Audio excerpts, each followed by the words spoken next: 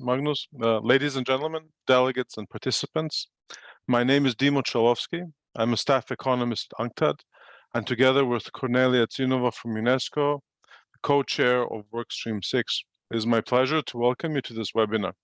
It has been a great satisfaction to organize this event in collaboration with our friends and partners at GIZ Tunisia. I hope you will find many takeaways from the next 3 days of discussions. Before we proceed, please allow me a few minutes to provide some background. The United Nations launched the Technology Facilitation Mechanism in order to support the implementation of Sustainable Development Goals. Its goal is to facilitate a multi-stakeholder collaboration and partnerships through the sharing of information, experiences, best practices, and policy advice. The TFM oversees the work of an interagency task team, which operates through several work streams, including our own Workstream 6 on capacity building. Workstream 6 is currently supported by UNCTAD, UNESCO, UNEP, UNIDO, UN Merit, UN ESCWA, and other regional commissions and agencies of the United Nations, as well as the European Commission's Joint Research Center. Since 2018, Workstream 6 has organized 4 webinars and 2 in-person workshops. This is our 5th webinar. During the next 3 days and sessions, we will address 3 themes. Session 1 will address current approaches to STI policymaking in the context of the SDGs. Session 2 will discuss policies that foster innovation and entrepreneurship. And Session 3 will take up STI policy instruments designed for the SDGs. I hope we will have an engaging and interesting webinar. I will stop here and pass the discussion to my friend and colleague from UNCTAD, Mr. Klaus Freire Jr., who will moderate this first session. But before we continue, I'll ask our colleague Christine to play a brief video on Workstream 6 activities. Christine, please go ahead.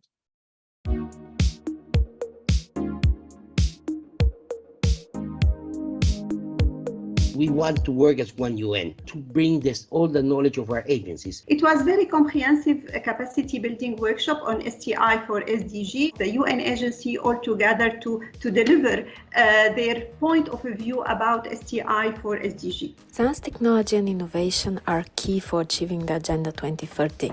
But for that we need to build robust STI systems. The need for broad participation in the whole policy cycle, not only in the policy design, but also in the policy implementation. Successful policy implementation requires that the people who be implementing it are involved in the policy design. Producing science for decision-making to be able to produce evidence-based policy.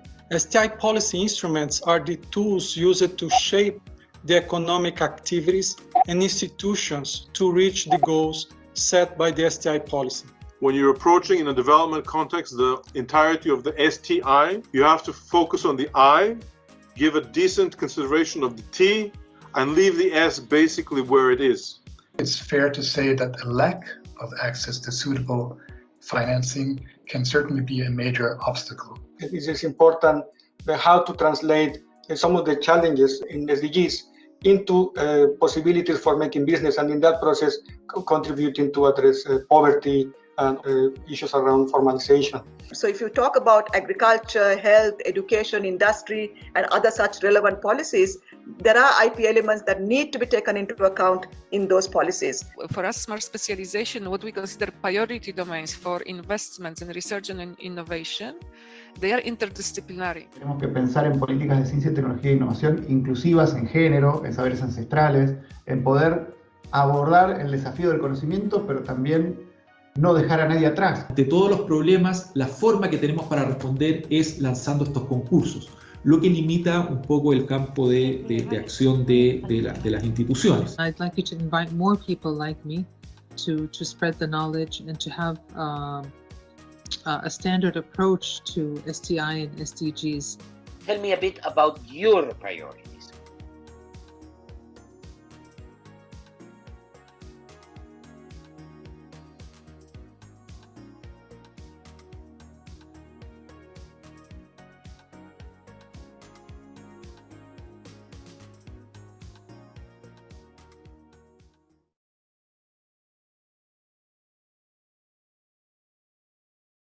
Thank you, Christine, for the video. As I already proposed, we will be starting with our first session now. The moderator will be Clovis Freire. who is the chief of the Technology Innovation Policy Research section at UNCTAD, where he leads the preparation of the UNCTAD Technology Innovation Report.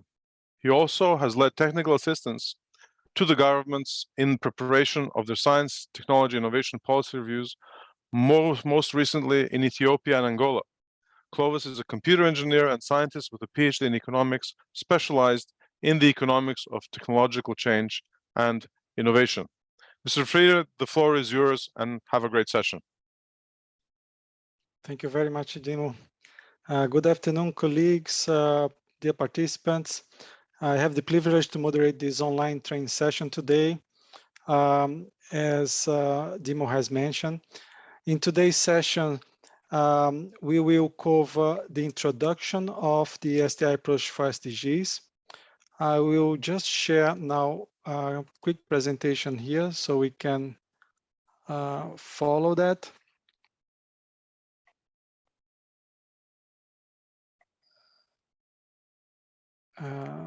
Can you confirm that you can see that? Yes, we do. Yes, Chloe. Okay, thank you. So as shown in this slide, we will start with the presentation to introduce some of the approaches to the STI policy for the SDGs. This session today will really lay the ground for the two sessions that follow tomorrow and the day after. So today, first, we'll have a brief overview of the existing approaches and frameworks in policymaking. And we really focus on STI policy cycle from priority setting to design, review, implementation of STI policies. So it's main concepts and definitions of STI policy cycle there.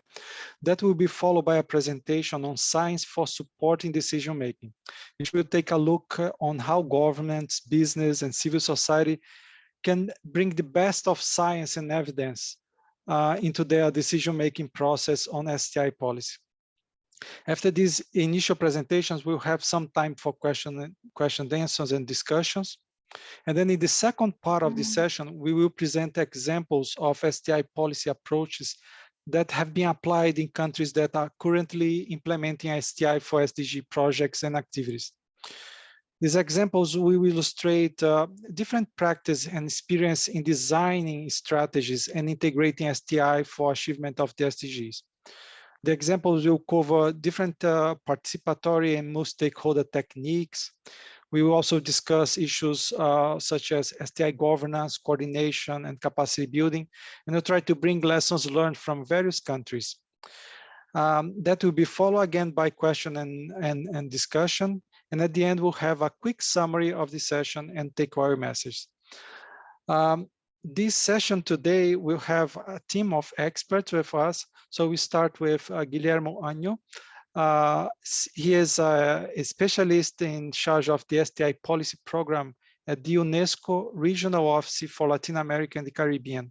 He's responsible for regional activities for STI policy advice, STEM education, gender in STEM, science communication, STI information, promotion of basic science and engineering, society science policy relationship, and science and diplomacy. He's an economist from the University of Buenos Aires with a master's degree in science, technology, and society from the National University of Quilmes in Argentina. He specializes in science, technology, innovation policy, bioeconomy, and innovation indicators. Then we'll have Rachel Cossey.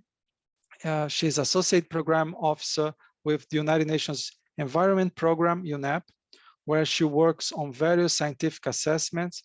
She has a master's in science, technology, and environmental policy, and is interested in science policy interface and interlinkages between environmental systems.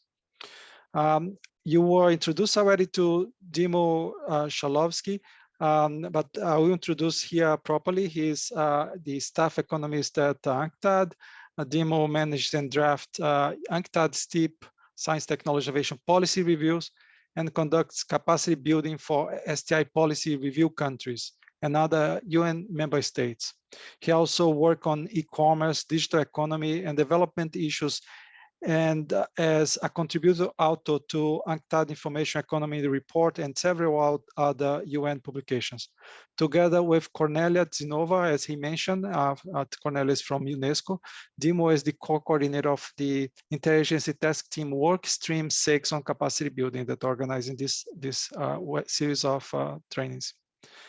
And we'll have Nazar Hassan. He is the Senior Science and Technology Advisor for the Arab States at UNESCO Regional Office for Science since 2009, where he has initiated several networks to build up on region's technical and entrepreneurship culture. Previously, he worked as senior economist in the Sustainable Development Division of the United Nations Economic Commission for Western Asia, is ESCWA.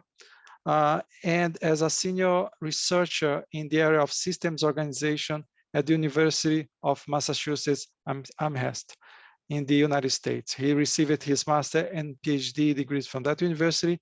And in a few words, Nazar is an engineer by profession and a scientist, an innovator, an inventor with a stronger aptitude for global problem solving. So you are very good hands for the training today. I have Dimo has introduced myself already. I'll be the moderator. And we also have our colleagues Zhengmei Wang from UNESCO and Angela Sarcina from the European Commission Joint Research Center that are working on the background and helping with the interactive part of the session.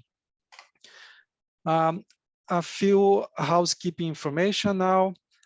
Please keep your microphone and camera off when you are not taking the floor. To take the floor, please click in reaction and then raise your hand.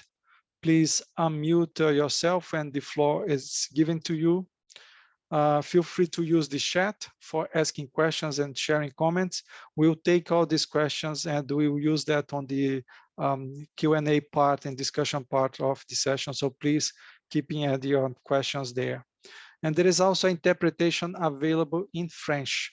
So if you go down and see the interpretation icon there at the bottom, you can use that to have the interpretation. Well, let me introduce now a tool that we'll be using throughout these training sessions. It's called Mentimeter.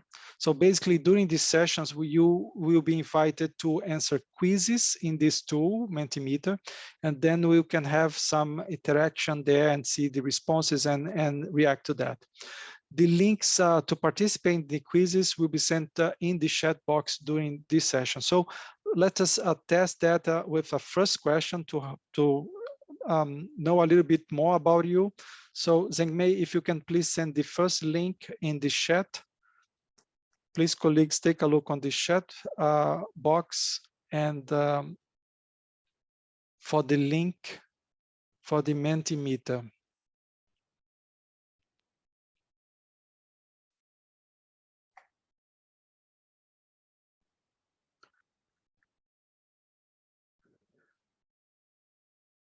Yeah, so we're asking where you're from. So many of the participants from Tunisia, but we also have Lebanon, Syria.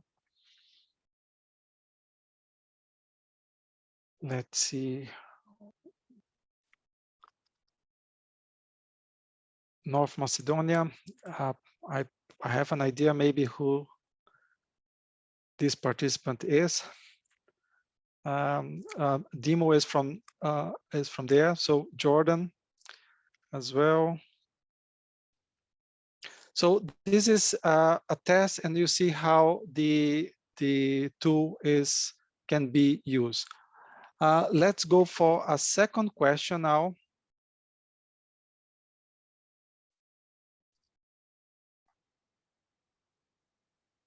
So what are the top 3 sustainable development goals priorities of your government? So now let's see that we will use during this session very much to understand what was the priorities that you have before, and then we link with the STI policy. So please go to the link for the second question and answer that question there.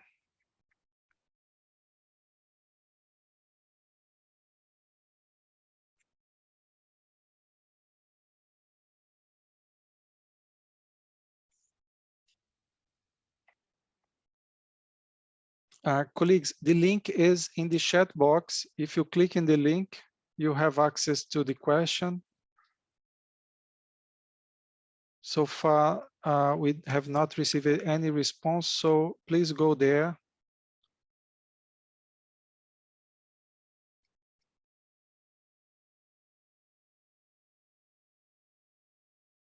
Okay, responses are coming. So education, food security, health, some of the SDG priorities, employment,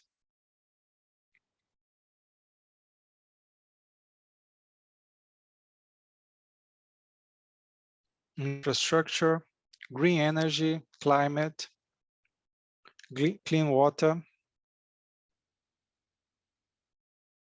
employment and education. This is a cloud word, so the words with the bigger font shows the answers that were selected with higher frequency. So education and employment shows high, health. So very good. This gives us an idea of some of the priorities, and it's clear that education, employment, and health are at the top. So please keep your mic muted when you are not taking the floor. So this is very good. You tested the Mentimeter, and we will use that today in another moment, and now also later on during these sessions.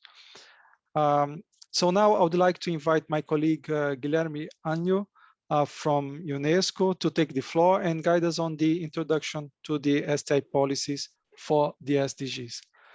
Guillermo. Luis, I have 10 minutes, 15 minutes. You have maximum 15 minutes, yes. Okay, thanks. In order to try to keep it in time. Let me share my screen. I hope everyone is seeing this. So many thanks to be here for the invitation, for the kind invitation, and let's move. Well, I'm going to try to start from here. You could see this chart. We can speak hours about the information contained there, but you could see from the Industrial Revolution, there are different moments where huge technical revolutions come in and change how we know the world we were living on, and each of them were related to new technologies that during time becomes more and more complicated and implies more and more science involved in the development of these technologies in order to have new change, technological change.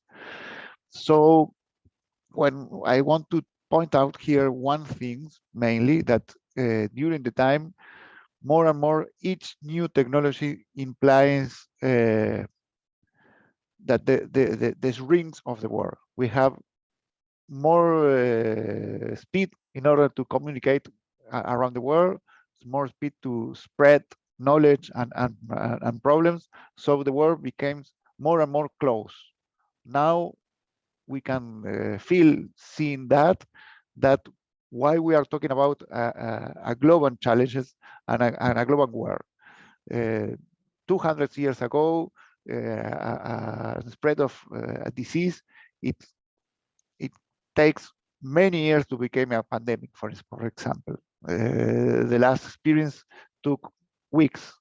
So that means that we are facing a global war that implies global challenges.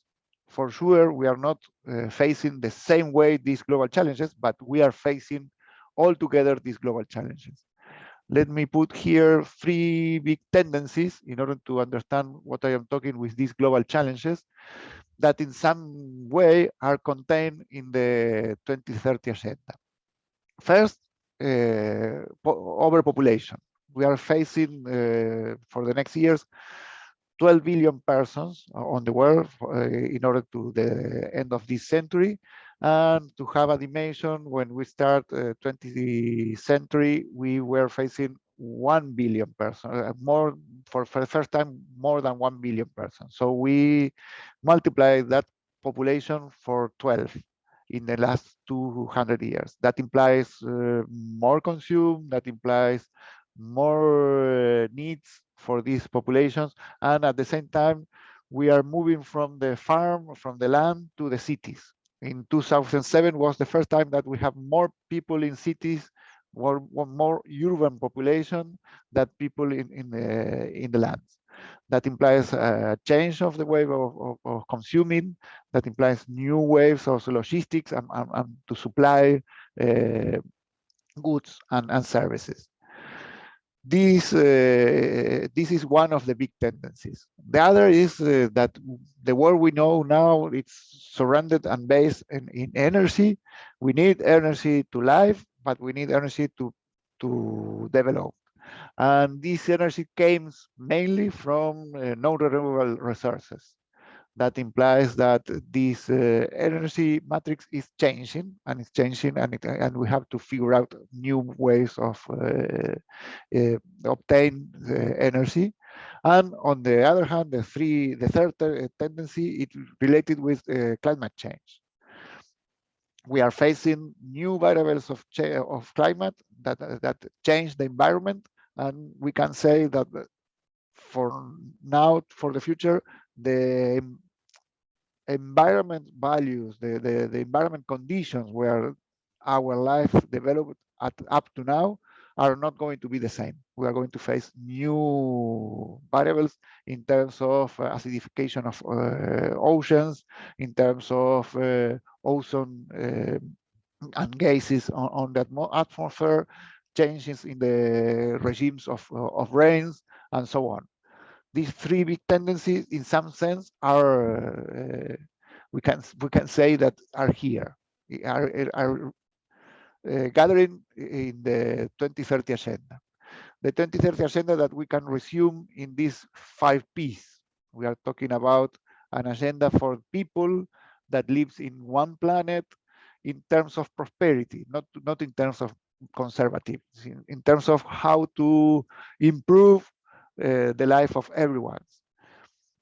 And to keep that in terms of peace, not in terms of conflict, we need partnerships. So that's our mainly the 17th SDGs goals that are involved in this 2030 agenda.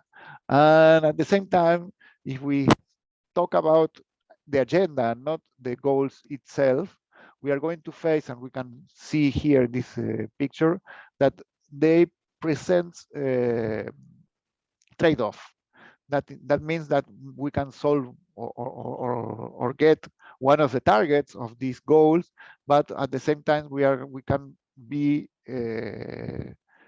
hampering the others. For instance, imagine to solve the problem of hunger in the world, the deforesting the Amazon zone.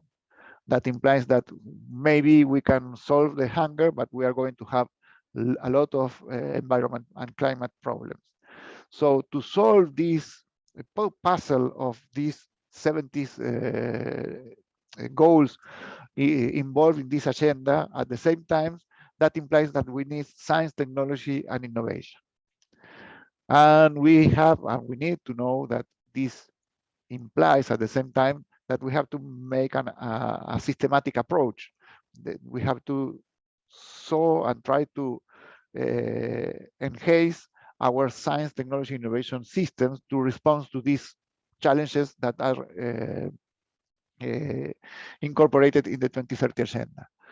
That means that we have to define what are our national or regional science, technology, innovation systems that are composed by a variety of institutions and actors, that they are related between them in different interactions and linkages, that are at the same time involved in legal frameworks that determine the ways of exchange and flows of knowledge and ideas and materials.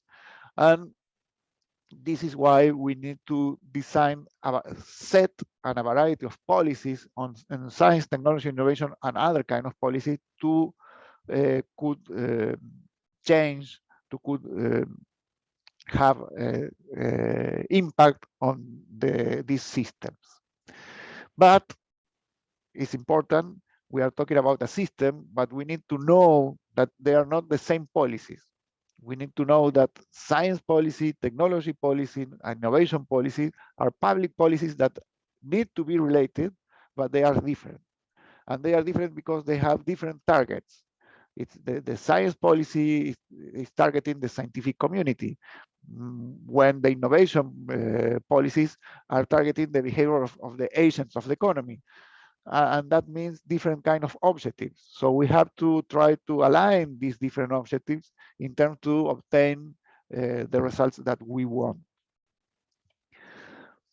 This implies the last years that not only in academy, but mainly in academy, we started to change our focus from the approaches of failures on the system and the systematic view to some more pragmatical focus or approaches that are related to problems that in some sense 2030 agenda are put it in black and white. We face as a humanity these global challenges, these global problems. How we can go, how we can focus our policies to solve them? Well, we have different approaches.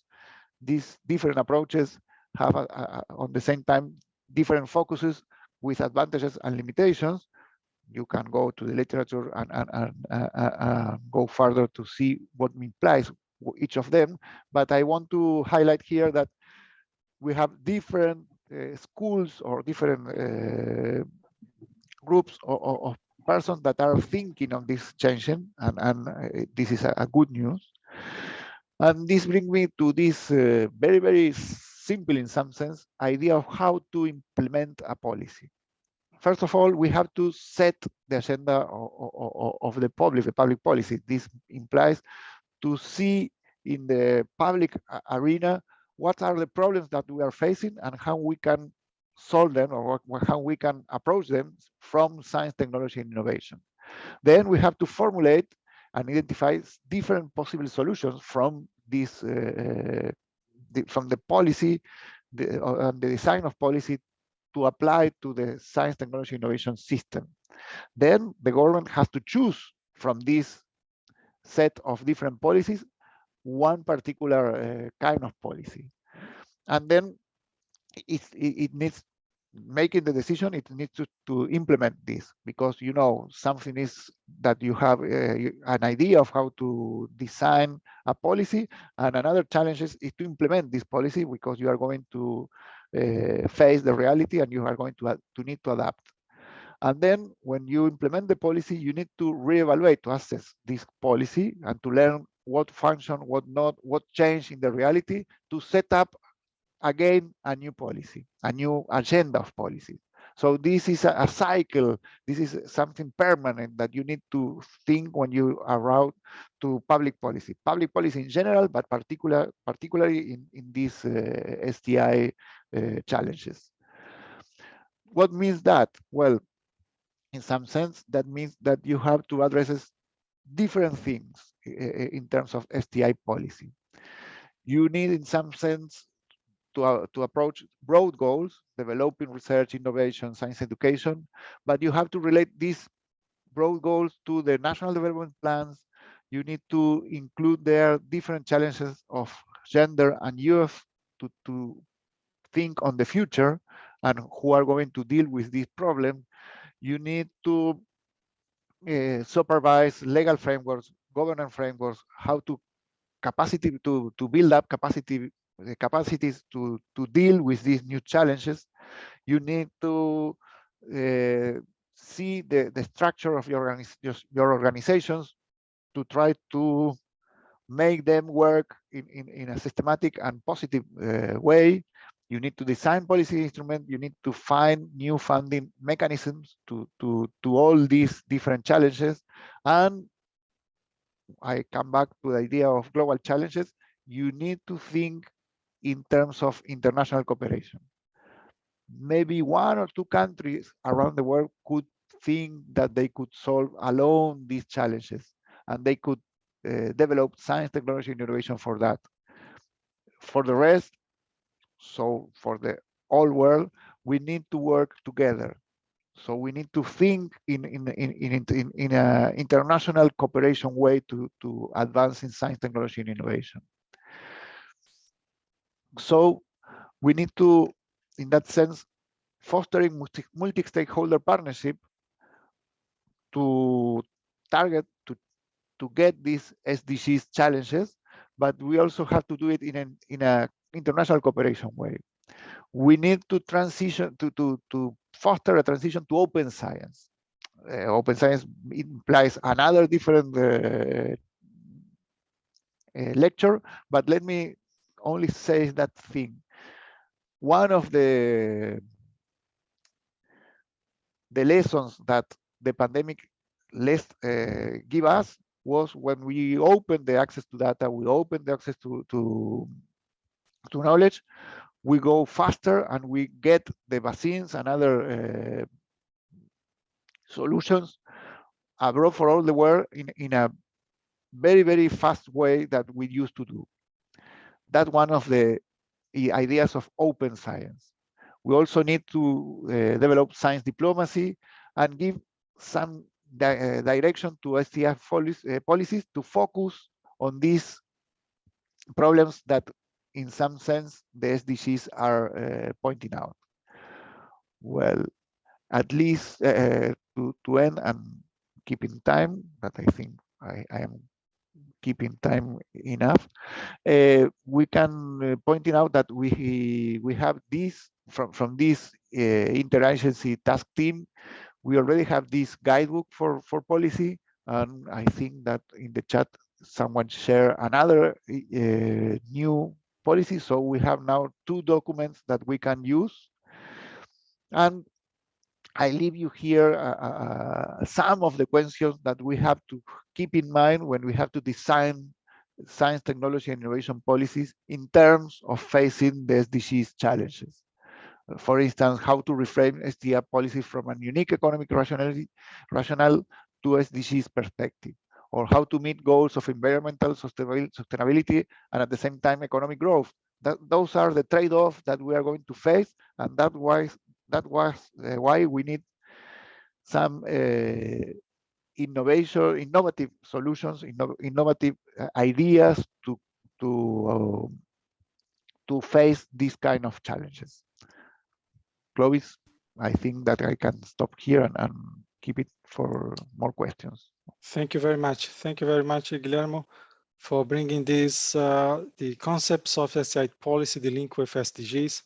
Now I would like to invite Rachel to guide us through the use of science and evidence for policy making and for the STI policy. Rachel? Thank you. Thank you, Clovis. Let me share my screen.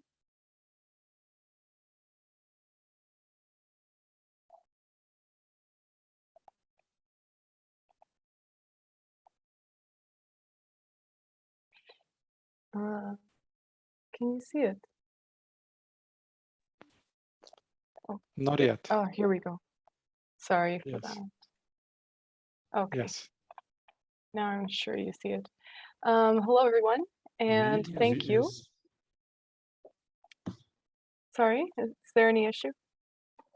No, please go ahead. Colleagues, okay, please great. mic your, turn off your microphones when you're not taking the floor. Thank you. Yes, thank you, Clovis, and thank you for the introduction earlier. As he said previously, my name is Rachel Kasi, and I work for UNEP in the Scientific Assessments team. I'm here to speak about creating science for decision making, and thank you very much to the organizers for hosting this training. This topic is extremely important since most policies require a strong base of evidence, which means, of course, that we have to have a way to create science for policy making.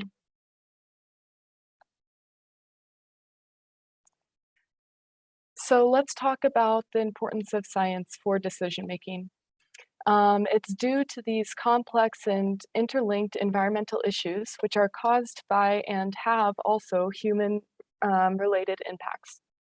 In the environmental context, UNEP uses and develops a lot of science for decision making, in part due to a lot of multilateral agreements, including the Paris agreements, biodiversity Aichi targets, etc. So these various agreements require an understanding of the environmental interaction with the world. And that's due to the complex systemic problems with planetary and human health impacts, which then result in economic and social impacts. Therefore, there's a need to understand how work in the environment will impact the economy and society, as well as how human activities, including global economies and societies, then impact the environment. These systemic issues stem from overuse of environmental resources, as well as overall human impact on the environment. These problems are those of collective action, which means that then policy must encourage collective action and response. Some examples include overuse of resources or pollution, and they're also caused by large populations. So for example, transportation, which means in order to resolve these issues, governments must work together. So what can science for decision-making produce? Science cannot always provide all of the answers, but usually it can identify the key problems, and it can provide a timeline to resolve the problem. This graph shown on the slide, it's developed from the findings of the Global Environment Outlook and some IPCC findings, and it's an example that shows how the amount of fossil fuels would need to be removed and by when to achieve a 1.5 degree world. We would need to reduce demand and decarbonize at the same time in order to reach the environmental goals. And so this shows analysis in environmental assessments shows what needs to be done and by when. Then the policy analysis is what provides how these issues can be solved and how to address the resulting economic and social impacts. Interactions with multiple stakeholders and actors also usually provide the possibility to then implement the policies. So let's talk a little bit about the process for science and policy. When creating science for policymaking, there are three main criteria: the legitimacy, credibility, and saliency. The science needs to be in an easy to understand language for policymakers, and the science must also then understand the needs of the policymakers, which means that it needs to be produced with the users or the audience in mind to have this lens for the final product to then be as useful as possible. The science must also be viewed as legitimate and credible, including a rigorous scientific process in terms of the peer review especially. Policy then needs to encourage collective action.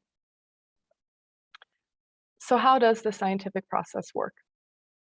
In the scientific assessment process, scientists have different ways of working, and bringing together these methods and views is a key role of UNEP. There's usually a need to reconcile different scientific views in the assessments, and conducting assessments involves reviewing and understanding the existing body of literature and then presenting it in a compelling narrative for policymakers. So in that short time, I hope that I've managed to share a bit of knowledge on this topic, and thank you very much for giving me the time. I'm happy to take any questions, and there's a few UNEP resources that I'll also share in the chat. Thank you. Thank you very much, Rachel. So colleagues, so with these two presentations, we have the initial overview of STI policies for the SDGs and the importance of science and policy in evidence-based policy making. Please, now we open now the floor for questions and discussion. I'll wait a little bit while I see who would like to take the floor first. You can raise your hand or add your question to the chat.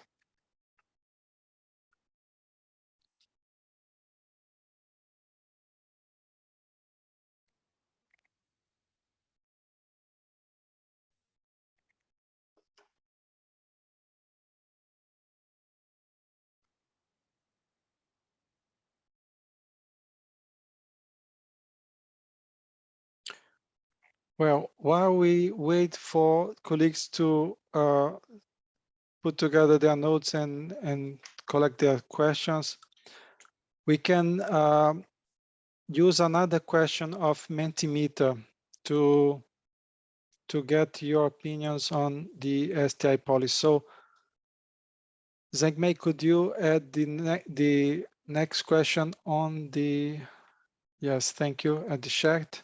So colleagues, you can go to the chat and click on the link. And the question there is, what are the top 3 priorities of the STI policy in your country?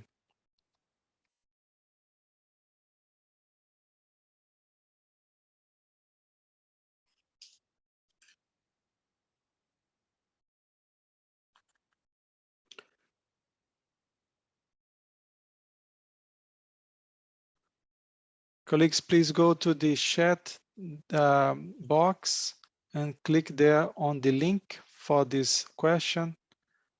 And let's start. Okay, so the already starting was not showing before. So let's see. What is showing up now is more as promote local technologies as one of the priorities. Promote technology transfer. Then promote process innovation to increase productivity.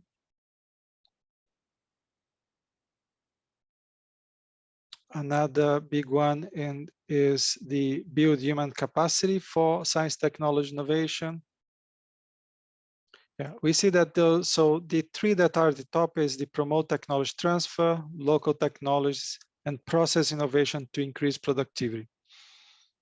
Yeah, it's interesting that I just want to comment here, then we can follow up on that more later. But you see, the promote product innovation for economic diversification is not as high as increasing productivity, although for the majority of our countries, economic diversification is a key objective to foster economic transformation and so on. But you see that one of the goals is really to promote the process innovation to increase productivity, but not that much to increase the economic diversification, so product innovation. So very strong also coming up again, the STI, human capacity for STI. And then strengthening STI capacity, scientific capacity, also showing there. Harnessing frontier technology, not really an issue. Yeah, I just remind you, colleagues, that you also can pose your questions in French.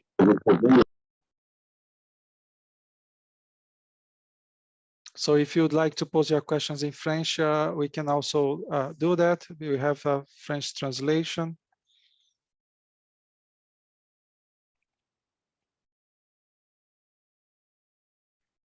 So I still waiting for your questions and for discussion. But from this first one, we see that a lot of priority is related to tech transfer and to process innovation to increase productivity, followed by promoting local technologies. So Zhengmei, could you put there the 4th question, please? So colleagues, you can go now again to the chat box and click on the 4th question. The question is, what are the 2 key challenges for promoting STI for SDGs in your country? So 2 key challenges.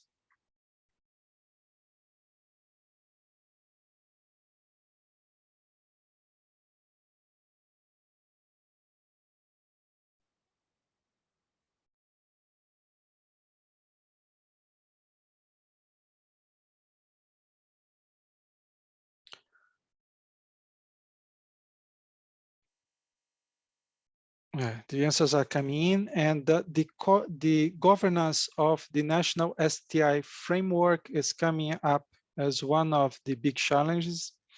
Yes, we will discuss that today, and we can discuss in some questions if you have questions, and later in the following sessions. But as Guillermo was saying, the systemic nature of the STI policy, it means that several actors of different ministries are actually involved in the implementation of STI for SDG policy in the country. So that makes the coordination of this national STI framework even more challenging. And then it's reflected here by the answers of the colleagues. Another challenge is the implementation of the STI policy. Is totally true. To have the policies, to have the strategies doesn't mean that that are implemented. So a lot of effort we see that is placed on preparing and designing STI policies, but not much energy and effort is placed and resources is placed on the implementation of the STI policy. And this issue of the governance and coordination and coherence is very critical for the implementation of the STI policy, also related to the national, regional, and local levels. So it makes the implementation very challenging. Another item that you have identified is STI policy formulation. Yeah, the formulation of the policy itself is a challenge. It's a process that, as mentioned by Guillermo, requires a multi-stakeholder partnership and the participation of multiple stakeholders. It requires the science to guide this process with evidence-based. And that cycle and that Guillermo presented is a good, very good tool to follow and to see what are the steps for the policy formulation there. Then we also have aligned development goals and SDGs and identify SDG priorities. Yes, the STI policy, it cannot be formulated in the vacuum. So it has to be related to the development policies and priorities of the country and your SDG priorities. So this alignment is critical, but it also requires in many cases that these policies are sometimes, for example, related to the industrial policies and economic policy, and then you have to bring to this to the discussion, to the formulation of the STI policy. You have to bring the Ministry of Industry or Ministry of Economy. You have to bring infrastructure. So they all should participate on that, and that makes this more challenging. Let's see how we have some questions now here. So how to build public policies, for example, how to increase people adoption of digitalization, how to engage companies in digital transformation, and how to increase awareness about climate change. So how to build these policies. Guillermo, would you like to answer this question? Thank you, Clovis. It's not an easy question to solve or to answer in a few minutes. Well, mainly, well, you need to start focusing on the problem. You have on one hand the knowledge of how it functions, science, technology, innovation, but on the other hand, you need to have on mind public policy design, the cycle that Clovis was highlighting as I was showing you. So, for instance, if the challenge is how to increase people adoption of digitalization, you need to start thinking what is the problem you are going to solve with that. It's only an issue to the adoption of digitalization, or you are trying to target into something that you wanted that the people adopted this new technology. And then you are going to see that you have a set of different kind of policy to implement in terms of increased people adaptation of digitalization, different kind of incentives, or on the other hand, you could put carrot or stick. You could put incentives, or you could put taxes. You could try to reduce taxes, for instance, to import some kind of technology, or you can put some kind of subsidies to the people who buy the computer or something like that. But then you have to supervise, you have to assess and evaluate and monitor the implementation of this policy, and you have to see if the people are reacting or not to the incentives that you are putting and implementing. So that's why it's a cycle. But you need to start thinking previously to how to increase people adaptation of digitalization. What are the problems you are going to try to solve with that? What you need to do that? What is the idea of you are trying to face with this diffusion of this technology? For sure, you need to modernize your economy, and for the new challenges, you need that the population go to digital. But why you are doing that? You are doing that for the people having games on the cell phone, or you are trying to do that you spread the online banking system and to avoid having these bills or different targets and put all in phones and access to new information, or to gather the data. For instance, in some countries that the farmers have to go, can't go to the central market to sell their products, so they need to rely and confident on the trade market, that the trader to go to them with this new digital information. They can access instantly to the information of the central market. Well, that's the goal. That's the population that you're focusing. So that means different kind of incentives and different kinds of policies that you have to implement. I don't know if this was clear enough. I think in a way you are already entering, Guillermo, in the idea of the policy instrument. So each one of those objectives that are more target, you identify will require some different policy instrument or mix of policy instrument. We'll be discussing that on the third day of the series of webinars. But I think that he also, someone put the question, what is this unified framework for policy development? How to lead policy change in ways and mindset?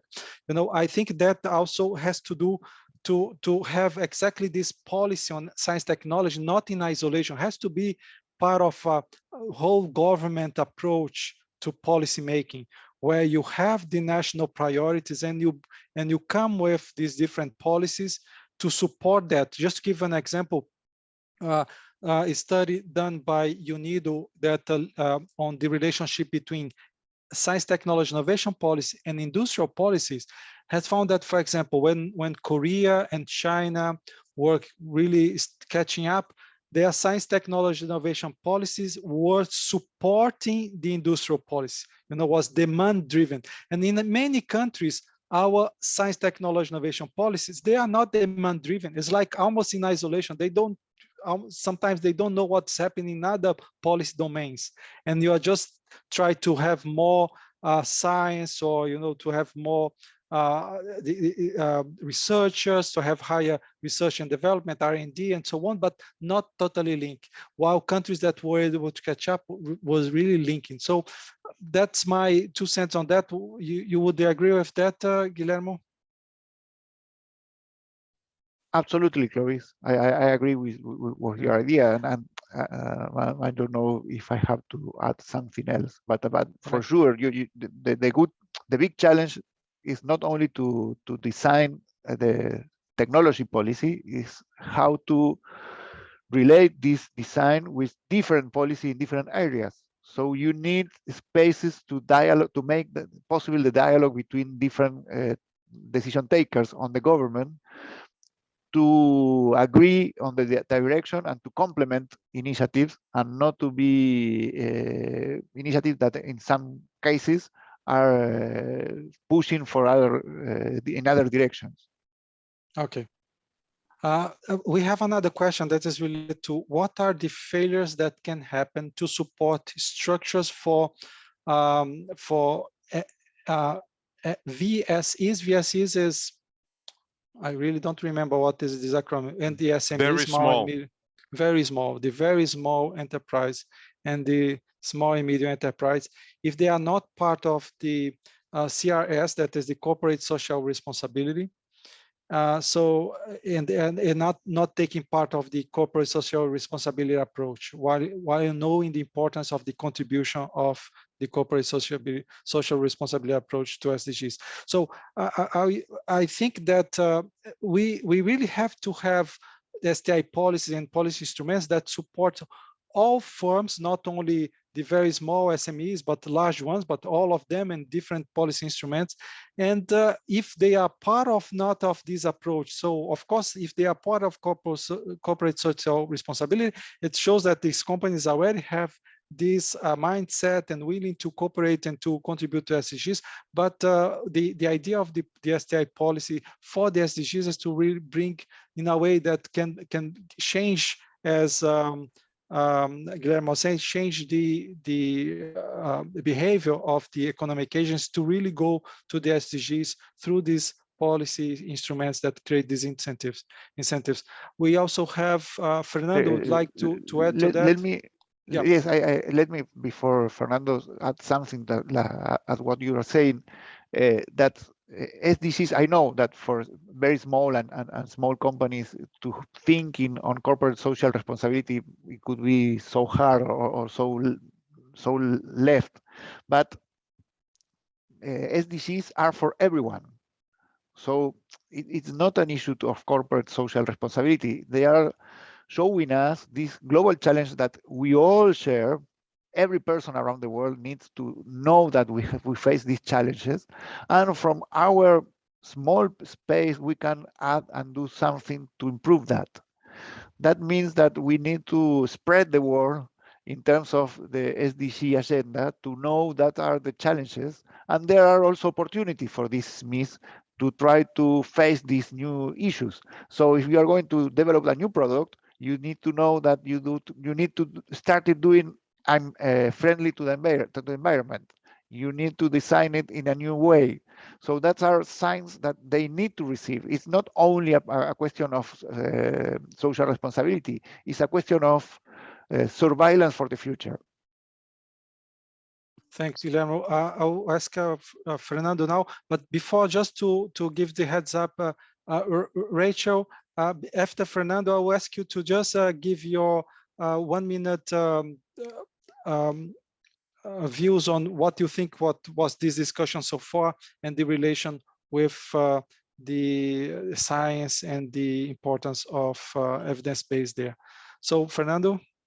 Yeah, thank you, Clovis, and thank you everybody for the joining us. I mean, just a big comment, a brief comment on this question on the SMEs. I think that's an interesting one because I saw, for example, in Mexico and other Latin American countries, one of the challenges to actually incorporate SMEs is that many of the councils for social technology don't see them as targets, right? So when you talk about innovation and these SMEs, maybe they are part of the Ministry of Development, right, or rural development or business development. They are not necessarily targets for the unless they are, you know, these startups or they are part of the doing some kind of scientific research. So I think this is where this idea of having a comprehensive view, whole of government, understanding that you know, there are different ways of doing innovation, even recognizing the, for example, social innovation or innovation that is driven not necessarily by the advanced technology. We will discuss tomorrow when we look at this entrepreneurship, but not every innovation has to be technological,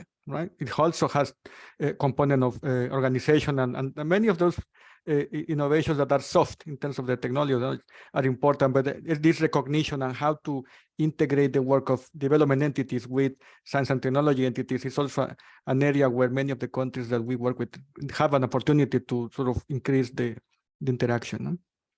Thank you, Clovis. Okay, thanks, Fernando. Yeah, it's a very good point that you make. You see that in many countries where we support countries in going through this policy formulation process, that there is this sense to, when they think about the smaller companies, they are thinking about in their policy on startups, on this new technology, but not the innovation that can happen through learning by doing, through emulating or imitating production that already exists in other places that happen in small and medium enterprise. And in our economies of developing countries, if a big informal sector, even, you know, we have to go really to the very small enterprise and see how innovation happens in these sectors and how policy can help that. So, colleagues, we will close the discussion of this topic at this point now. We see that there is another comment there it said, I could see one challenge of making STI policies, the timeline required for the implementation. It could not necessarily meet the acceleration of change in the world. For example, this recent political conflict raised new energy demands that policies could be amended accordingly, right? So how could policy be flexible enough? That is a very good point. I So have a short answer, Clovis, for that. Please go ahead. That's a challenge for public policy in general, not only for science and technology. The only thing that we can say is that science and technology demands times. You don't have science from 1 week for the other. You need years to invest in science and technology in order to have these assets there that when you need a solution, you can use it. If you don't take this on mind and you don't invest on building these capacities in science and technology, when you are going to need it, you are not going to have it. Great point. So there is another question related to the governance of the STI framework, because of this challenge related to the connection between scientists or the academic or more scientific community, and there is the STIs, the STI. Dimo was telling us before in the video that played at the beginning was his voice. He was saying, countries should go for a big I. Bigger, also big T, and keep the S, the science as it is. It's in a way, it's another view of how to show that the importance of other aspects as well. But that is an important question, and I would like to ask then Dimo, and when he speaks and show his country case, to also address the question of governance. Dimo and Azar, of course. So now we will close the discussion now and go for the second part of the session that is exactly related to this country case. So see how this was done in that, and then we get back this question on the governance after that. Dimo, over to you. Thank you, Clovis. Excellent discussion and excellent presentations. I hope mine will be as at least as good. So let me just start my presentation.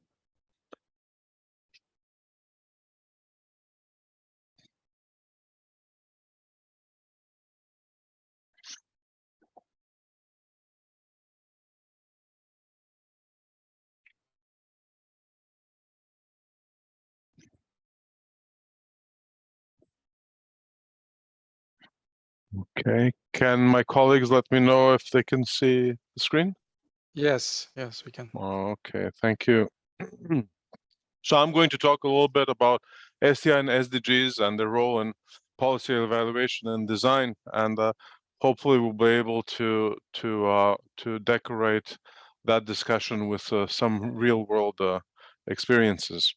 So, where does UNCTAD get its wisdom? UNCTAD does STI policy reviews. We have done 16 so far. I think we're on our 17th, on our 18th, and now Angola and I think Seychelles is under work. So the idea of this work is to provide formal advisory services to governments who are reviewing their policies or establishing new STI policies. We also provide informal consultations and advisory services. Usually they will occur around the annual events such as the UN-IATT. Please keep your microphones close. Thank you very much. So the objective of our work is, of course, to strengthen national innovation systems. So this is what we work towards. Now, when we our focus is on assisting policymaking STI, and the situation that we often find is that a new policy is being prepared or revised, but there are very modest or even non-existent monitoring and evaluation processes. So in order to surmount these difficulties, we usually go through 4 general steps. These are: we conduct a policy evaluation, we produce an assessment of the national system of innovation. Can you please keep your microphones shut? Thank you very much. We do an assessment of the innovation performance of the country. We gather important STI stakeholders, beneficiaries, various knowledge, technology, innovation agents, firms, entrepreneurs, entire communities, and we try to develop a common narrative which will enable for the design of goals and outcomes. And finally, we take some decisions on how to move forward. I will say a little bit of that at the end. I will basically be concentrating on the first part, on the policy evaluation and assessment of an NSI, because this is where the SDGs fit in the best, or so it has been my experience in the work so far. Just to remind, I've done personally 4 policy reviews for Oman, Rwanda, Uganda, and Zambia, and I'm working on the 5th one now. So that's what we're going to focus on: policy and evaluation and NSI assessment. There are 6 phases that we go through to do this. The first one is that we look at the STI policy that is under review, and to do this, we ask ourselves: is the policy coherent with the overall national development strategy, and is it coherent with the SDGs, which are priorities for the particular country? We also look at, does development strategy in general recognize the role of STI? It's amazing in how many countries it actually does not, And then we look at the STI policy in terms of its outreach to other policies and other policy domains. This is extremely important because STI policy is a cross-cutting type of policy. It's not something that you can locate in one ministry and then the people just carry on with what they've figured out there without any contact or exchange with other policy domains. We look at other policies outside the STI policy, and we try to see, do they acknowledge science, technology, innovation as a key factor in national development, socioeconomic development, growth, etc. We look at policies and policy tools for whether they are linked or interrelated.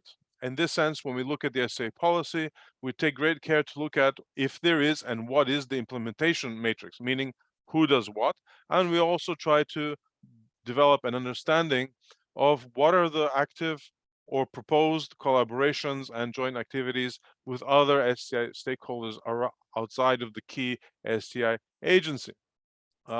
We also do an analysis of the national system of innovation or the innovation ecosystem. We ask and discuss with counterparts. We ask them, is it a framework for policy design? So is the policy design using a national system of innovation perspective?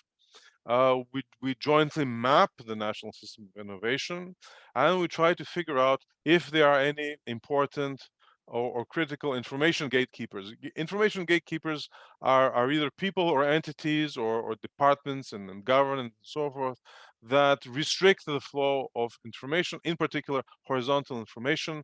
As we know, we need to have horizontal information flows to make a national system of innovation work. If everything has to go through the minister, then things tend to enter bottlenecks, which make life difficult and slow down policy implementation, as one of our participants noticed during the recent discussion, the questions. We look at reporting directions and information flows within the STI policy itself, but also among other STI stakeholders. Therefore, we look at what are the horizontal information flows as well. And then finally, we try to develop a consensus narrative of what works, what doesn't work. This is very important, as often the data, especially STI data, is poor in many countries. Of course, developing a narrative cannot replace data, but it provides certain insight. On the other hand, data does not provide the narrative, and policy is a kind of a future narrative. It is a story about what to do. If we have just the data without understanding the narrative of the innovation system and the overall country and economy, then we have to come back to our offices in the UN and connect the dots ourselves. I think it's better if we just ask people, what they think. There's a lot of richness in these discussions, but this discussion has to involve a diversity of stakeholders in order to be credible and absorb many different views, interests, and problems that people face on a daily basis, in particularly firms, industries, and entrepreneurs. So I'm going to go back. So the STI policy and review, coherence with national development strategies and SDGs. So that's what we're going to look at here. Why is it important that STI policy is coherent with SDGs? Well, it's very useful, tool, because first of all, the SDGs are a blueprint for a better and more sustainable future for all. And the key challenges are interconnected, and they provide for, and thus they provide for directionality. And directionality is something I think we already hinted at in the previous presentation, something that is sorely needed in many a policy. So key challenges are interconnected. I think Guillermo, outlined this very nicely. There are three kind of subgroups: people, prosperity, and planet, which are very connected. And then these three subgroups among themselves are extremely connected as well. We have an enabling framework for implementation. That is our SDGs 16 and 17, and we have 167 predefined targets.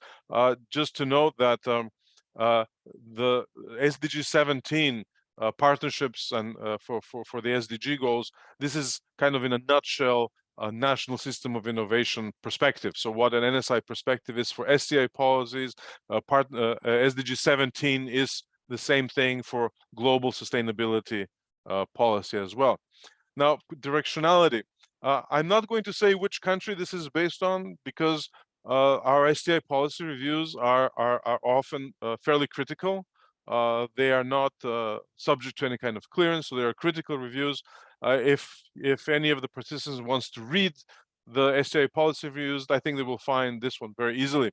So for one of the recent countries that we did an STI policy review, there was a problem in their agricultural sector and how the agricultural sector actually sets its agenda and its policies. So what we did was, we viewed this problem in terms of what are the current policies, what are relevant SDGs, what can be revised objectives, relevant technologies, and some ways forward. And after that, we drew up a couple of recommendations, conclusions. So let's see what happened in this particular country. If anyone wants to chance and guess which is this country, please let me know. Maybe there's a small reward at the end of this course. So the current policy in agriculture in this secret country is that the current policy is one of subsidizing prices of seed, notably maize, and fertilizer. There's occasional intervention to provide maize to millers in districts where the crops have failed. Okay, and occasionally there is a banning of maize exports when crop yields are below average. In this sense, the focus of the policy is on farmers and eventually millers. That is, the focus is on the supply side, producers, and intermediaries. Unfortunately, what is not part of the current policy is our extension services. Extension services are low, negligible level, mostly due to structural adjustment policies that were implemented by our friends in Washington in the 90s. And also the agri-research is fairly detached both from agricultural policy and from STI policy, mostly because it is so underfunded. It finds it very difficult to establish strong linkages to agricultural policy and STI policy and industrial policy as well, because eventually everything will lead to some kind of agri-industry. The relevant SDGs are there listed in the second column. In discussing with the stakeholders, we came to the conclusion that in fact the goal, the overall objective is universal and secure access to healthy food. What this means is enabling innovation in production, distribution, consumption to impact economical production of adequate calories, including a diverse diet and high nutritional quality, contributing to public health, gender equality, and reduction of income, rural, and other inequalities, including the environmental preservation and conservation, in particular to affect soil erosion and biodiversity. So the focus now shifts from farmers and millers to beneficiaries, groups of independent actors, including consumers and nature, and of course, farmers and millers and everyone else. So the focus group has enlarged, and the objectives have been defined in a more global way. From this, you can see that the relevant technologies, they immediately pop up by themselves. We have water management, we have sustainable tilling practices, waste recovery, in particularly for energy generation. We have digital enhanced and precision agriculture, digital extension services, enhanced meteorology through computational predictive satellite technology, and very importantly, fintech. It is always forgotten that without financial inclusion, agriculture and improving of agricultural technology and innovation in agriculture don't work, because farmers are very risk averse and do not want to be experimented with fancy technologies unless there is a solid financial underpinning. So in this sense, we have our way forward, and there are a number of conclusions here that we have. One is developing a holistic and systemic approach to embracing all stakeholders and beneficiaries. This is the importance, repositioning the food system instead of the agriculture sector in national development planning. So one of the ways forward is no longer to talk about farms and farmers, but about the food system, because then we have a chance for having globally beneficial and equal outcomes. Improving the coordination between agri-research and innovation support, enabling climate-smart agriculture, business model innovation, very important, financial inclusion, and linking STI with agri and industrial policies. So based on this kind of discussions and policy, policy brainstorming with our beneficiaries, we have with our partners in this country, we had 6 recommendations: consolidate knowledge, improve coordination on food system, multi-stakeholder approach for governance, develop a vision on pathways for food system transformation. But it's not only key that we have a new policy in place. The problem is now how to transform from the previous policy, which was very farmer intermediary based, to a new system where we're looking at the food system as a holistic entity. How to formulate a STI-led strategy to foster system transformation, and finally, and this is very important, build evaluation and learning capacity for better implementation. Because unless we have evaluation and learning, successive policy cycles remain what they are. And again, as one of our participants noted in the discussion, they tend to be always behind what are the realities on the scene. Now, just very briefly, pull back a little bit on more generalities. Of course, we all know that STI, how does STI relate to SDGs? Well, all STIs require knowledge, science, technology, innovation, interaction, partnerships. I already mentioned that SDG 17 was analogous to a national system of innovation. Sustainable action. This is a very interesting question. One of our delegates at the UN Commission on Science, Technology for Development several years ago asked, what happens when we reach the Sustainable Development Goals and we have success? How are we going to finance and support the continuation of, or what is going to happen the next day? Are we going to drop them? And this is a problem, because sustainable development activities and actions, they themselves have a sustainability problem. And what we've seen in so many of our STI policy reviews and the work that we did was that necessarily, aside from government policy, the involvement of firms and entrepreneurs as frontline innovators is absolutely crucial. And avoiding private sector involvement in any kind of STI policy development implementation is basically committing that policy to failure. There's no definite list of technologies that are SDG technologies and so forth, but they have a couple of characteristics. Usually they are fast, short adaptation cycles. As Clovis and in discussion, we also mentioned soft technology, business models, mind frame change. I will go back to that just for a second. Lower costs and more choices. Again, as Guillermo noted, open science, technology, innovation. This linear approach where we rely on institutes to produce science, for some technology transfer center, which then produces some applied technology and then tries to commercialize. This does not work. So this kind of linear approach that we have is out. We need to have open science, technology, innovation, where we invite all beneficiaries participate in innovation processes, new forms of work and inclusiveness. And finally, when we're looking as policymakers at what kind of innovation we need to support, We need to support innovation that addresses change. We need to support disruptive innovation. So innovation that challenges existing business models, technologies, and so forth through better access, easier use, more affordable products and services, and finally creative disruption, which means replacing existing industries with new ones that are more concurrent to life as it is today. Some of them have been highlighted in my discussion, and they were part of the discussion in when we were reviewing the policy. Of course, precision agriculture, the SDGs are noted after each, so you can see the interaction and how they're all linked up. Water management, again, 4 SDGs, circular economy, 5 SDGs, transformative technologies.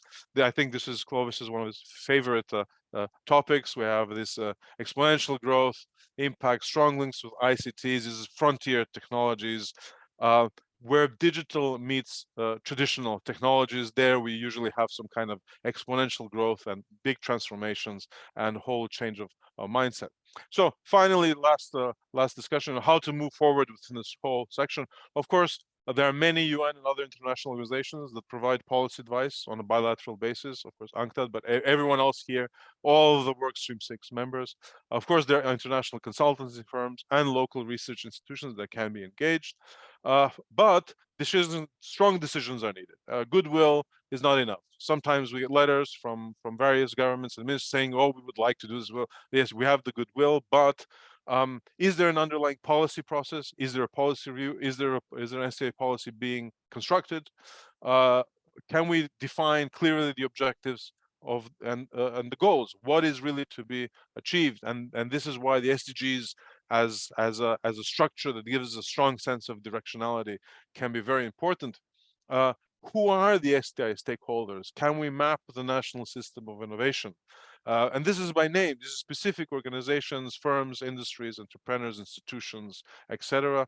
And developing commitments is very important. So timeline, funding, and addressing human resources to the particular project. It is really important that collaboration in developing STI policy has no vested interest, because STI policy and STI and innovation in particular, it does create losers and winners. And it is a political, at UNCTAD at least we say there's no such thing as economics. It's only all economics are political economics. So there's always winners and losers, and one has to find a fair deal for everyone that is participating in the policy, but also who's impacted by the policy. So this is why collaboration is important. Once you exclude someone, if that entity, organization, or group of people feel that they are not benefiting or actually losing in this whole story, it can actually ruin the implementation of the STI policy.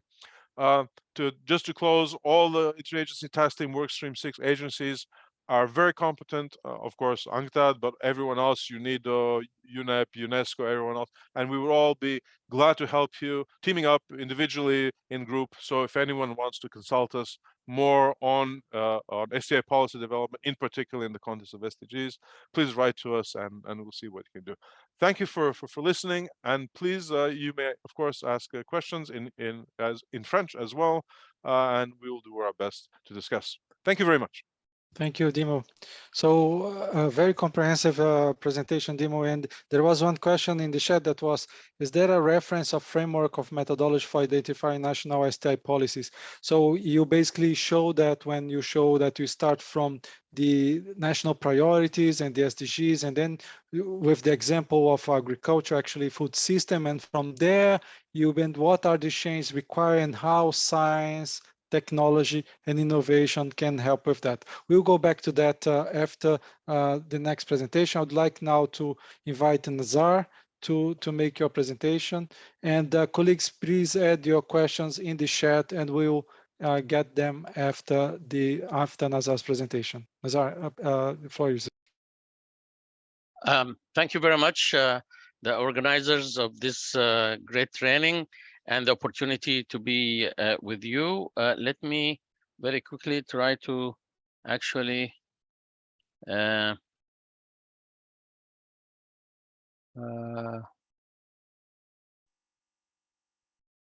okay, can you see my screen now? Yes, we do. Yes. Okay, excellent. Well, my part is actually giving concrete country examples on actually developing STI policies in the context of SDGs.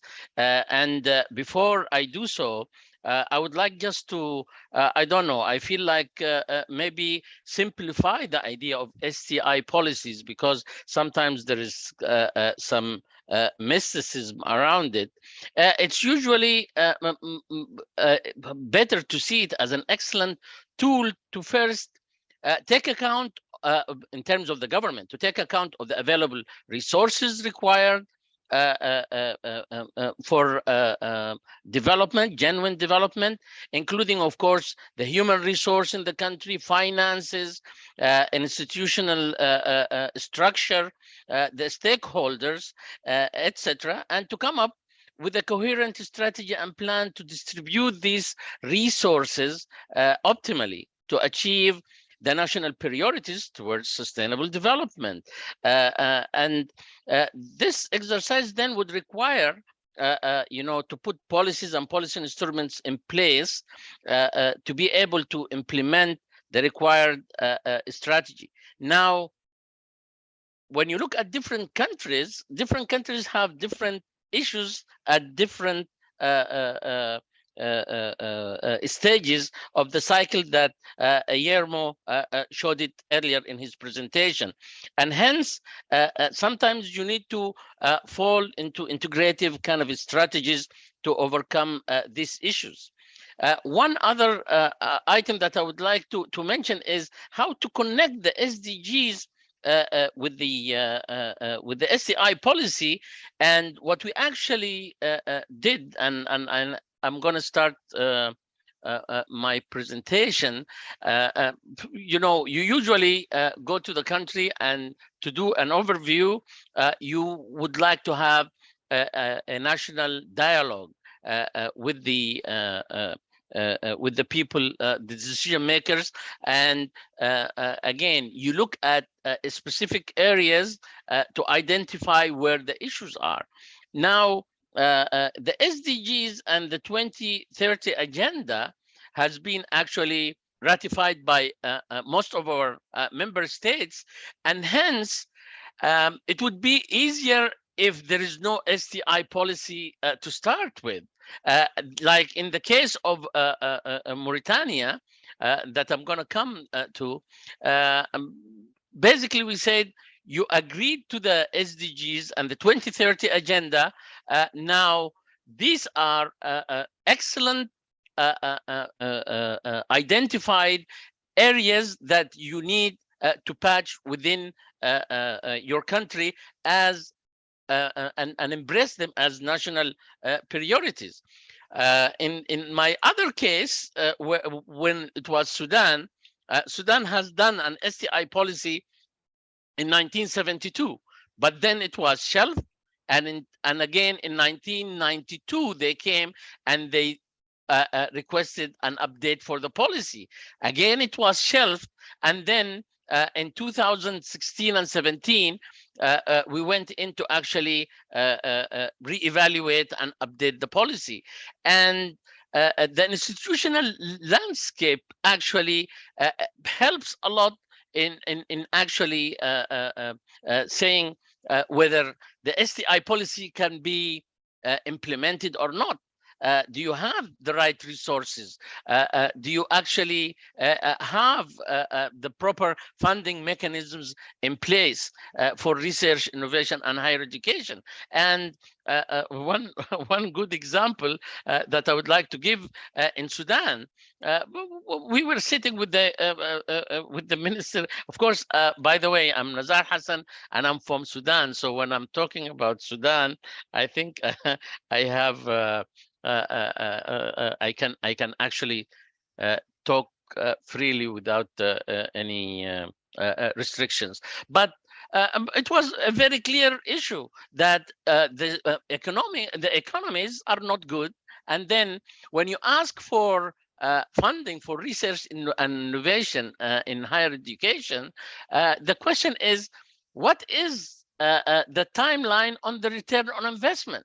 If a country cannot, supply food, medicine, and proper education, and you are asking for research money, even if it's the 1% known to people in the field of GDP, the Minister of Finance said, hey, look, if I cannot if you cannot ensure or assure for me that I'm getting a return on investment, then I cannot actually afford giving you any funding.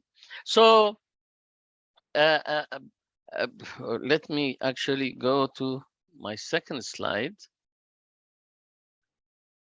So basically, what you do, you start discussing with the relevant ministry and look at the history in the country, whether the STI policy existed or not. Whose mandate? Is it the higher education or STI? And what would be the best modality for the national stakeholders to work with?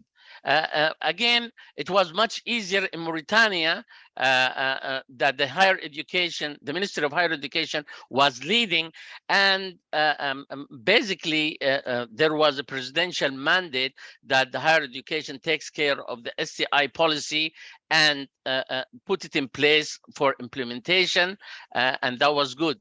Now I go to the case in Sudan. There was a serious issue. We had the Ministry of Higher Education and Scientific Research, but at the same time, we had the Ministry of Science and Technology.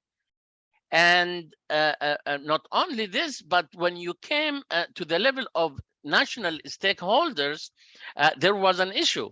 Line ministers do not want, for example, if it is the Ministry of Higher Education or the Ministry of Science and Technology, to actually look into financing R&D through what the line ministers, the other science line ministers get. For example, in Sudan, we had the Ministry of Animal Resources that is big, and they have huge research capacity there, and there is a lot of funding, outside external funding coming to the research in that area. Similarly with the Ministry of Agriculture.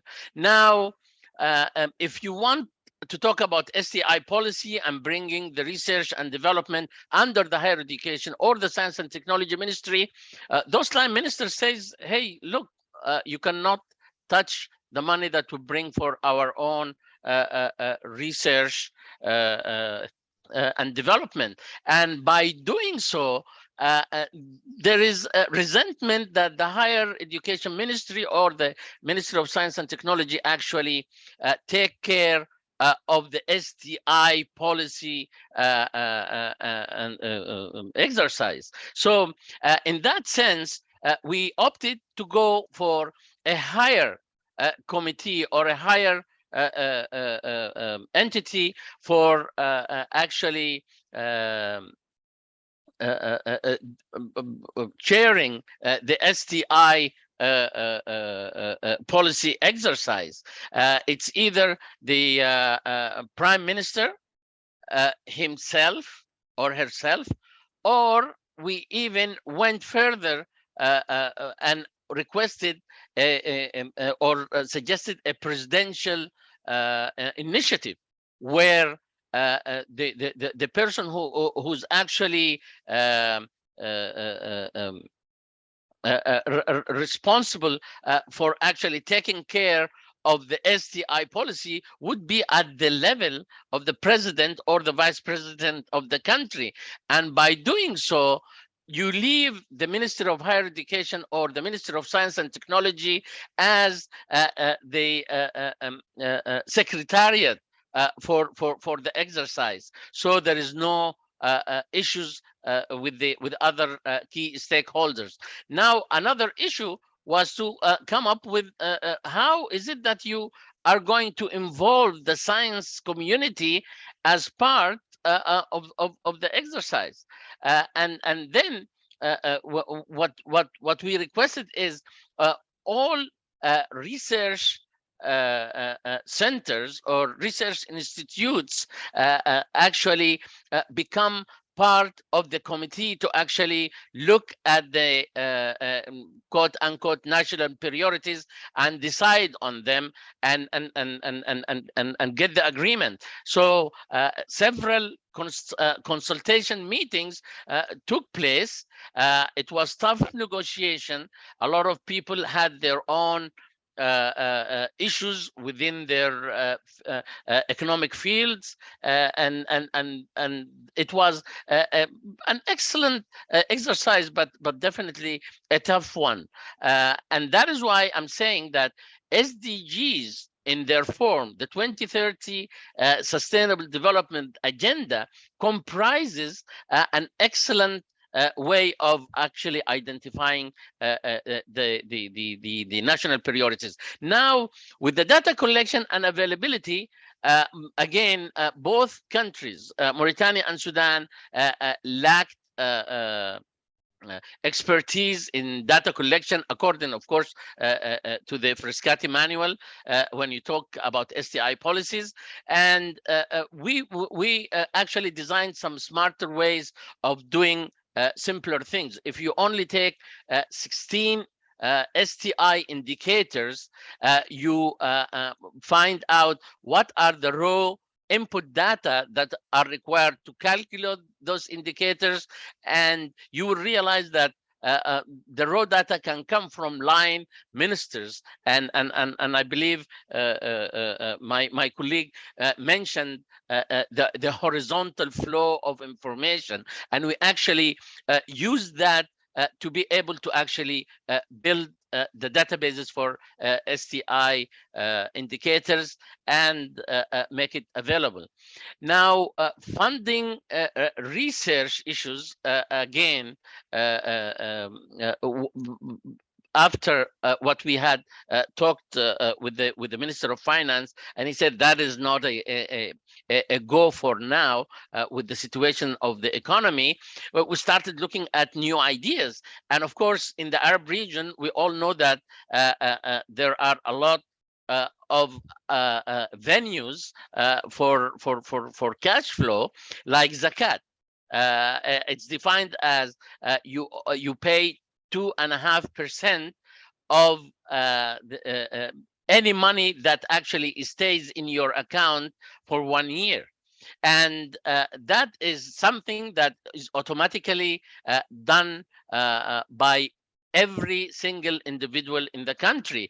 And if you actually look at where the zakah actually goes, you can easily identify that R&D, health, and education can easily be a good place where you can place those funds. So we are talking about okay, use part of the zakah money to fund research and sectorial issues in health and education. That was one. There is also another fund which is actually huge, and we call that waqf.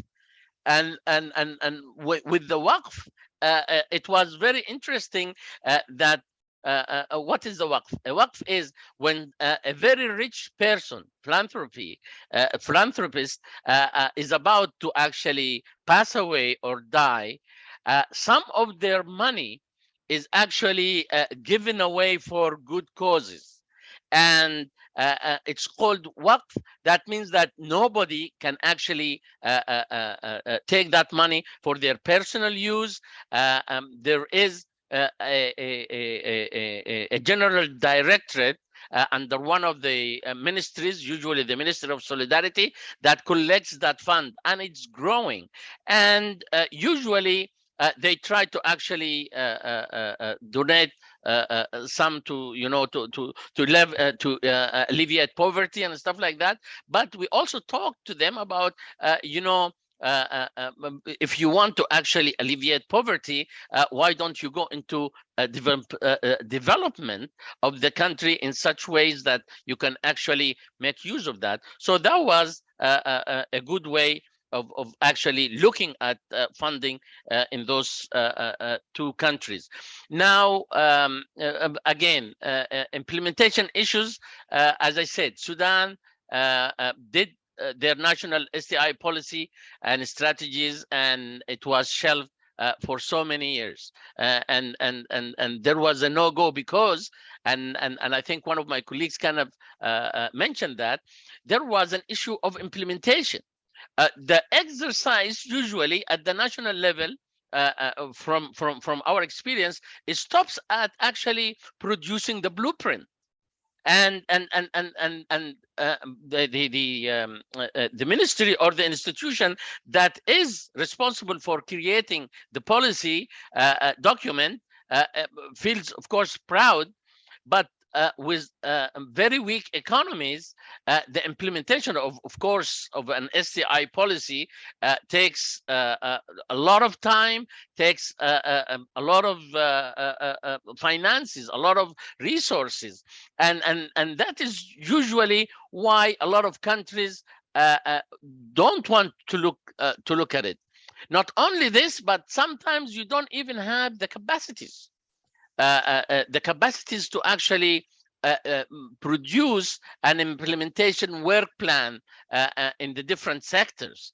And again, that is why we look at the SDGs as one way actually of learning. There is huge synergy level between the different countries in the different regions and globally, to learn from each other on how to do implementation, how to raise funds, how the collective work that the UN system and its partners are actually doing to raise funds and support implementation.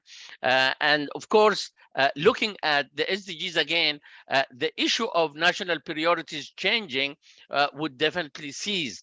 Of course, SDGs are here to stay. It's not 2030 or 2050, because the priorities that had been set in there, I think it was an excellent job.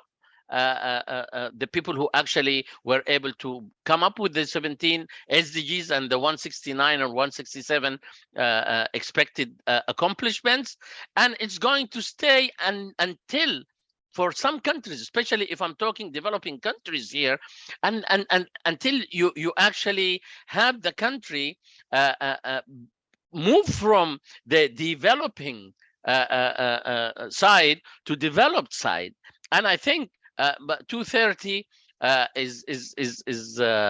is questionable, and 2050 might be, if the processes are put in place. Now, identifying areas of STI investment, it really depends on the tally or the account of what technologies do you have, what is the status of your economy, and what industries do you have. And maybe I'm just recalling the question about the issue with the failures with SMEs or VSEs, and the issue is, if these are not included as part of your national priorities from the start, it's gonna be a very difficult process to actually try to come up with a public policy that would address it. And that is why it's very important. It's very important to look at the SDGs as your national priorities, because all those issues are actually part of the 169 expected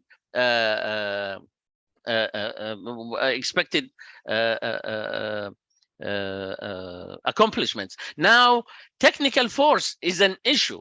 Mauritania had only one science and technology university, and I think there was an issue of having students passing their exams and entering the science field in that university. The intake was very low.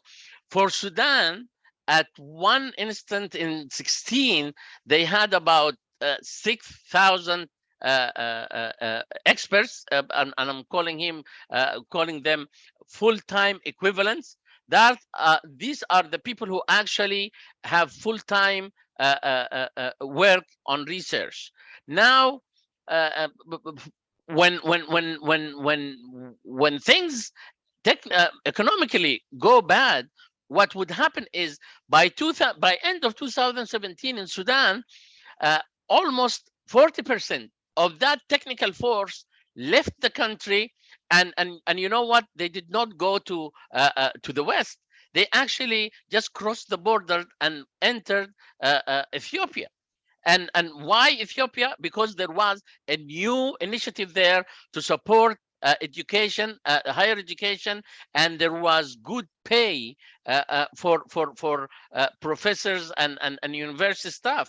So automatically, you need to actually tackle, if you want to do STI, if you want to do development, there is more than just you know, infrastructure to be put. Of course, infrastructure is important in terms of industry, economies, but you can you should also be able to actually support the human resource and work on their capacities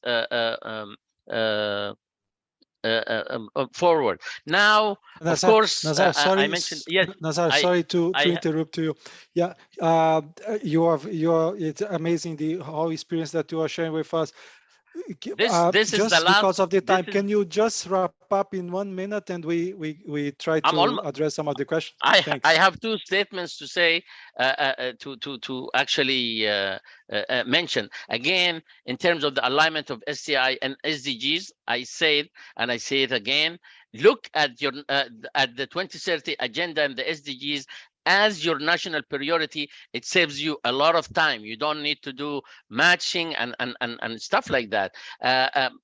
Right now, we are actually looking at new and innovative approaches to evidence-based integrated solutions for implementing the SDGs. Of course, a lot of our member states would ask us, what is it that how to identify the priorities in terms of the SDGs. And we actually have something to present during COP27 coming in November in Sharm el-Sheikh. So anybody who would be interested to attend, that would be excellent.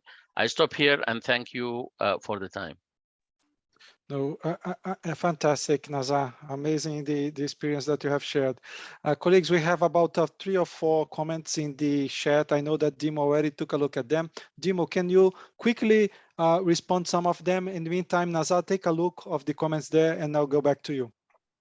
Sure, thank you. I'm going to put up, I'm not going to follow the order, but I will put up one particular slide here that I'd like to share. But you have to be very quick, Dimo, with your responses. No problem, no problem. So, okay.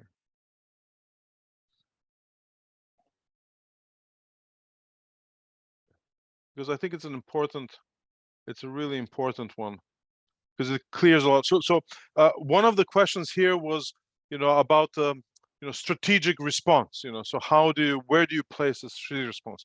And I like to think of placing a strategic response using this very simplified chart. Of course, there are exceptions to this, and of course one can argue that my country is special and it doesn't really fit, but kind of in general it gives an idea of where we stand. What we can decide on is what is our policy strength. So this is something that a policymaker in the short term can decide whether they want to have more of a laissez-faire policy, a medium strength policy. I don't mean that the policy itself is weak intellectually or substantive. I mean in terms of its force of implementation. So laissez-faire policy is the weakest policy. It basically leaves everyone to do whatever they like, entrepreneurs, firms, industry sectors. We can have a medium strength policy, which is an STI policy that is based on national systems of innovation. Or we can have a very strong policy. This goes beyond STI and innovation systems. And then we're talking about industrial policy and making very committed, firm decisions on picking winners among sectors and industries. Now, how does this match? Well, how do we know which one to choose? Well, we have to have a very frank, assessment and a frank conversation among the key stakeholders, political, economic, social, cultural, and so forth, and decide what is the policy going to correspond to. And if you see at the bottom of this chart, typically a laissez-faire approach can respond to a situation where markets are efficient and institutions are fully functional. An STI policy, national systems innovation, a medium strength policy, it may correspond to a situation where markets function, but they are imperfect, sometimes fail for STI, while institutions, they do function, but they need support. And industrial policy picking winners, that is typically a situation where there's broad market failure in STI and in other spheres with dysfunctional institutions. Typically, after huge conflicts, wars, and so forth, you find these kind of situations, and then government and people have to decide, well, these are the three things we're going to do, and everyone gets in and rows in the same direction, and that's that. So in terms of how do you decide your strategic perspective in between having a completely laissez-faire and then having a very strong industrial policy, I think one needs to have a very frank look at markets and institutions and decide how functional and where they are on the spectrum, and then find a comparable a policy a strategy of comparable policy strength. So I'm going to stop sharing this now and just come back to there was a question on a role of private sector. Yes, I think private sector, if you don't involve private sector already in the design phase of STI, it's very difficult to bring them in the implementation phase. So I think that is key there. I think when you talk about the private sector, it should not be as something and the private sector. In fact, innovation is all about the private sector, the productive sector, the firms, entrepreneurs, and industries in the economy. Of course, some governments can be innovative, e-governance. You have online government. You can, register your car online and stuff like that. That's really great too. There's a lot of innovation that happens in public service and in health and extension and so forth.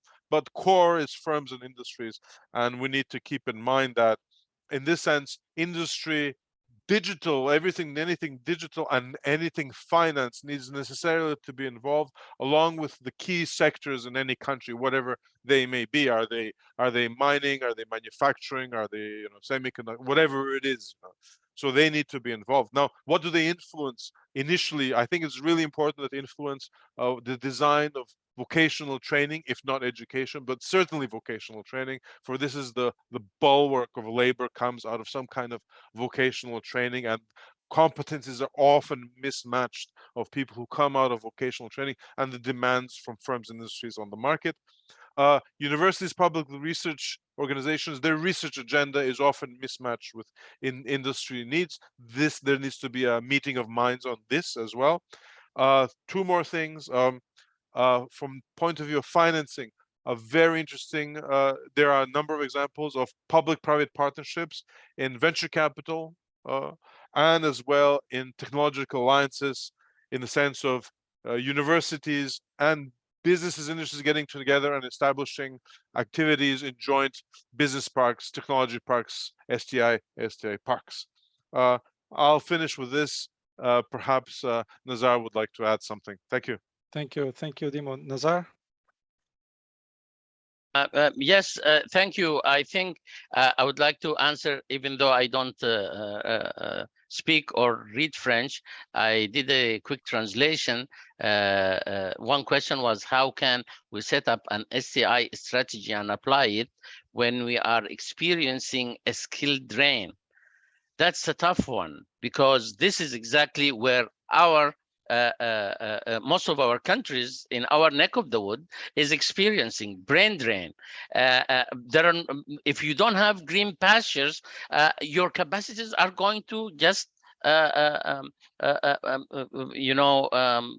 leave.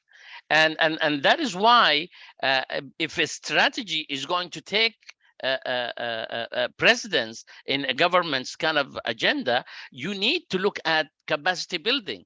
And maybe capacity building is actually starting a little bit earlier at high school level and within the universities. And that's why we're trying to actually put courses about sustainable development and stuff like that within the curriculum of a lot of our graduates before they graduate, because that is going to be difficult to do if they don't get the right chance to do actually R&D or get a good job. Again, one of the things is employment. How can you actually look at employability in poor economies? I think the ILO in September 2001, they launched what they called the Global Accelerator for Jobs and Social Protection. And I think our countries need to actually take care of that. There is a strong financial support to that initiative, and I think I will just stop here because it's not easy to do, but it's doable. Thank you very much, Nazar. There was one other question that was perhaps we have not addressed. It says, in the context of technical progress, technological revolution, economic growth, what strategy to follow for these countries to position themselves? Let me just give my quick answer to that one.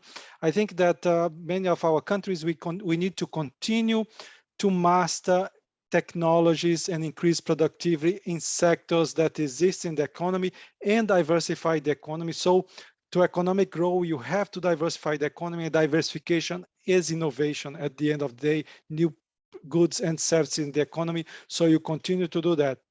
At the same time, we have to recognize that we are at the height of the digital transformation. So countries should move and try to bring this digital transformation beyond e-commerce and use of mobile phones for finance, to bring the digital transformation to their productive sectors. So that should be also part of this strategy. And our countries should also start to look at the new technological revolution that is coming up with even newer technology, the AI and so on, and build the capacity. Different countries have to do that with different levels. So many low-income countries will have to have small centers of knowledge on that to be able to see how to position themselves, but it's important to understand how to position themselves in these revolutions. So Nazar, I see that you have your hand raised. You want to very quickly, 1 minute to address one of the questions? Or... Actually, less than 1 minute to talk about, the UN Technology Bank that was actually designed for least developed countries. We ought to actually look at developing countries and gives them a mechanism that is similar. Now, a lot of talk about green technologies, a lot of talk about green jobs without real definition out there of what are these exactly. And behold, if you look at a lot of the proven technologies that developed countries have, this can easily be brought in, and it will cause, I'm not saying that it will actually, it's not a magic wand, but it will do a huge dent in improving the industrial infrastructure within the countries. And of course, it needs a lot of finance. Thank you very much. Right, thank you very much. So with that, we've had a very good discussion. Thank you very much, colleagues, for the questions that you posed there. We are already 5 minutes beyond our time. So I would like to wrap up the session now. We have basically, in terms of takeaway message, I think we can see that the STI policy formulation is as a systemic we have to have a systemic approach for that. We have to consider a whole of government, bring other stakeholders as not only the traditional science, technology, innovation ministry or Ministry of Higher Education, Science, Innovation, and so on.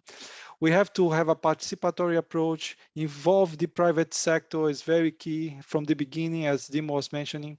We have to have the strategy that comes to support the priorities of the country, and we can use the SDGs as this priority set to get the priorities for the STI. So those are some of the ideas for takeaway messages for this session. I would like to wrap up now. Tomorrow we have the second session of this series, and tomorrow we'll be talking about entrepreneurship and innovation and entrepreneurship. Is at the same time that we have our session today.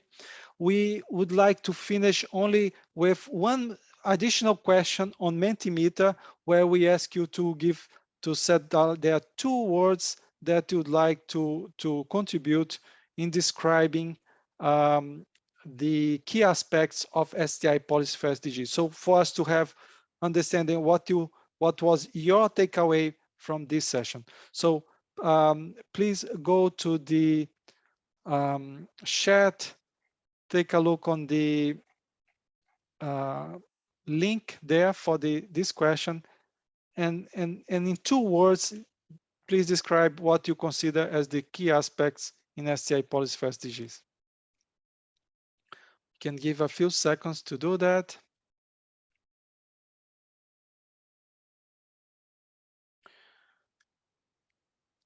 While you are adding that, just to let you know that we have these questions that we were not able to address during the session, but we'll try to address tomorrow and the day after, okay? Or if not, to send you the responses to that. So some of the answers that is digitalization, innovation, collect data, education, leadership and partnership is critical for the SDA policies for SDGs. I'll invite other colleagues to go to the chat, click in the link and put their 2 words. So the need for monitoring. We have not discussed it much today, but we will discuss more in the next 2 days. Leadership, innovation, leadership and partnership, innovation leadership. So a lot of leadership involved. Another colleague put in the stakeholder engagement in the chat. So it gives this sense that what you got out of this session today.